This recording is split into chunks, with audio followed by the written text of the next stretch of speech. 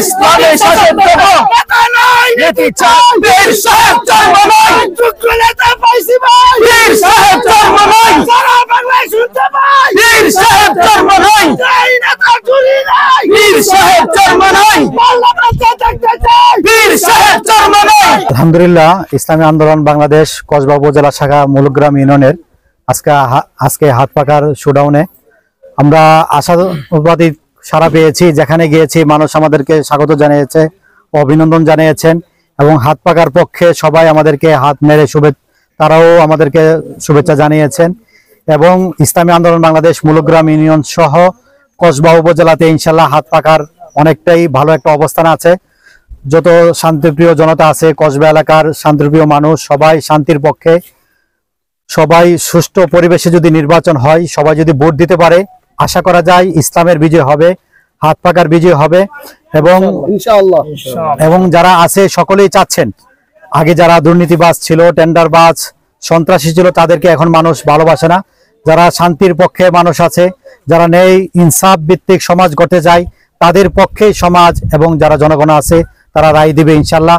আপনারা যদি দোয়া করেন, সকলে যদি দোয়া করে, ইনশাল্লাহ হাত পাকার বিজয় অবশ্যই ইনশাল্লাহ হবে। প্রথমে আমি চারগাছ টিভিকে জানাচ্ছি এবং আজকে আমাদের মূলগ্রাম ইউনিয়নের সুডা অঞ্চল ছিল। এই মুহূর্তে আমরা জনগণের পাশে আমরা গিয়েছি, তাদের কাছ থেকে আমরা সাড়া পেয়েছি। বিগত 16 থেকে 17 বছর মানুষে ভোটের থেকে দূরে ছিল, মানুষের নিজ দায়িত্বে ভোট দিতে পারে নাই, তারা ভোটে বাধা দিয়ে রাখিয়েছে। মানুষের যে একটা অধিকার, এই অধিকার পায় নাই। আমরা আবার এখন পুনরায় এই 24শে গণঅভ্যুত্থানের পরে আমাদের সুন্দর একটা পরিবেশ চলে আসতেছে। ইনশাল্লাহ আগামীতে যদি সুষ্ঠু সুন্দর পরিবেশ হয়, মুফতি জসিমউদ্দিন ভাই ইনশাল্লাহ জয়যুক্ত হবে ইনশাআল্লাহ। মানুষের দ্বারা গিয়ে আমরা এই খবরটা পেয়েছি এবং আমরা মানুষের ভালো সাড়া পেয়েছি। আমাদের কসবা 1 নং মূলগ্রাম ইউনিয়ন ইসলামী আন্দোলন বাংলাদেশের সামনে এটা ইসলামী আন্দোলনের ঘাঁটি হিসাবে পরিচিতি লাভ করবে, আমরা যেটা মনে করি। আলহামদুলিল্লাহ, মানুষ পরিবর্তন চাই, দেশের মানুষ পরিবর্তন চাই। আর আমাদের একটা স্লোগানে হলো, নেতা নয় শুধু নীতির পরিবর্তন চাই, পীর সাহেব চর্ম নাই।